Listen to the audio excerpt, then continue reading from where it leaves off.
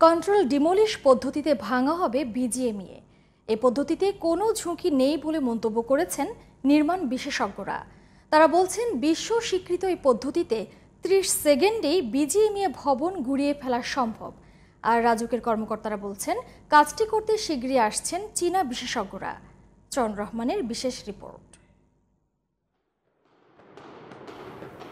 বিশ্বে বহুতল ভবন ভাঙতে ব্যবহার করা হয় কন্ট্রোল ডিমোলিশ পদ্ধতি। এই পদ্ধতিতে চোখের নিমিষেই বহুতল ভবন মিলে যায় মাটির গভীরে। বহুল আলোচিত বিজিএমইএ ভবন আদালতের নির্দেশে ইতিমধ্যেই খালি করা হয়েছে, ডাকা হয়েছে দরপত্র। সবকিছু ঠিক থাকলে দ্রুততর সময়ের মধ্যে বিজিএমইএ ভবন পুরোপুরি ভেঙে ফেলা হবে বলে জানিয়েছেন রাজুকের এ প্রকল্প পরিচালক।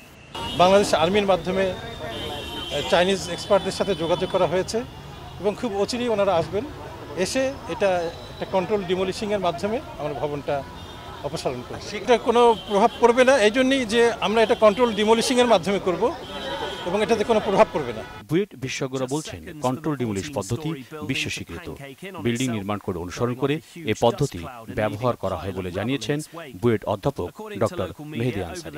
এটা পদ্ধতি সিস্টেমটাই এমন যে বিল্ডিংটা এমনভাবে প্ল্যান করা হয় যে বিল্ডিংটা ভেঙে ভিতরের দিকে কলাপস করবে, অর্থাৎ বাইরের দিকে কোনো রকম এটার মানে স্ক্র্যাপ বা এটার ঝুঁকিটা নাই বললেই চলে, যদি ওনারা একদম এক্স্যাক্টলি কন্ট্রোল ডিমোলিশন যেভাবে ডিফাইন করা আছে ওইভাবে করেন।